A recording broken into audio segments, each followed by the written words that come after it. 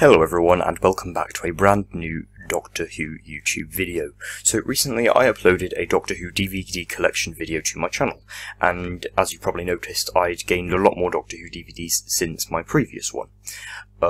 So because of this I thought I would watch another classic Who story and review it since I, gained a lot more. I chose The Faceless Ones, a second Doctor story broadcast in 1967. It only survived in the form of telesnap reconstructions and audio recordings, but a few years ago the BBC decided to animate the story. So in this video I will be sharing my thoughts and feelings on this story. I hope you enjoy, and feel free to comment with your opinions on this review video and The Faceless Ones in general. So without further ado, let's get into this video and I hope you enjoy. So in terms of my general opinion on this story, I thought it was actually quite brilliant. Most people seem to think it's quite boring, and just like most of the Second Doctor stories, it's a base under siege story with not very good villains.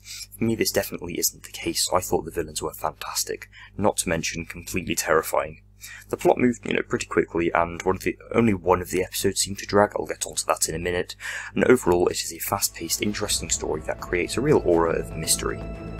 So the plot of this episode is fairly straightforward. The Doctor, Jamie, Ben and Polly land the TARDIS at an airport, and they quickly find out that something is, pretty off about Chameleon Tours, a tour company aimed at young people between the ages of 18 and 25. It turns out that Chameleon Tours is simply just a covert for a dying species to disguise themselves as humans and bring passengers up to a space station while using a medical procedure to convert themselves into human forms.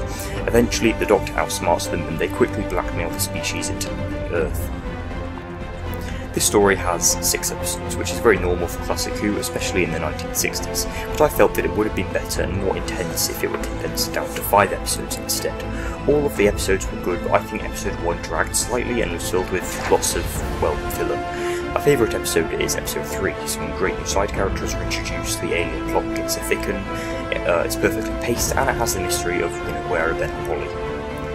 So the characters in the story were also brilliant. It's one of those rare stories which is both character-based and plot-based. The second Doctor is fantastic in this episode. He is just as good as I remember, and probably one of my favourite Doctors overall. Definitely my second or third favourite classic Who Doctor.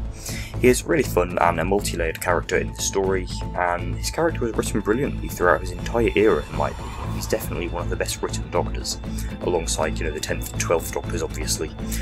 Jamie is also a great character who is written excellently, so I feel the peak of his character development is yet to come. Ben and Polly aren't really in this episode much, but I do like their characters.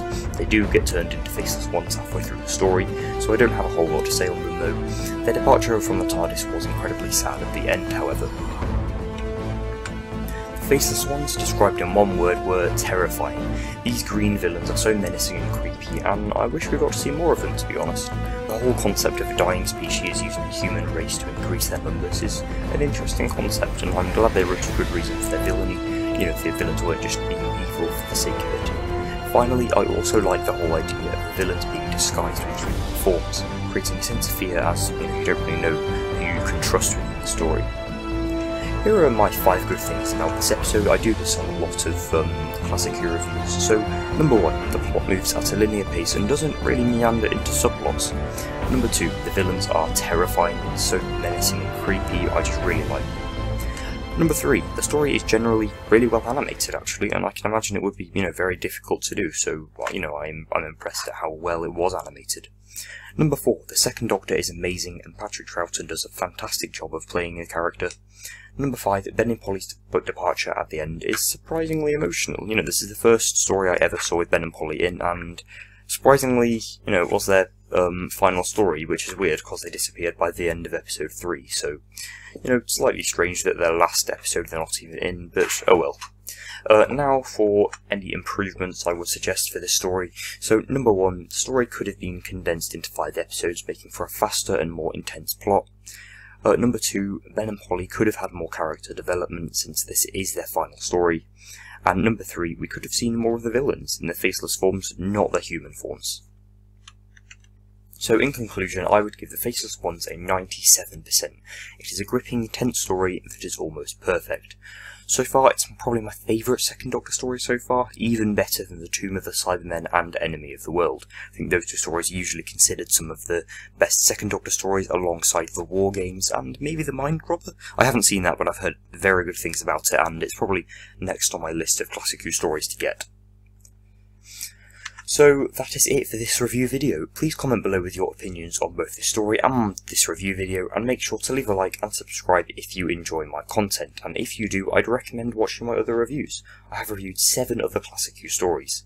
So I will see you on Wednesday with a brand new video. Thank you for watching, and goodbye.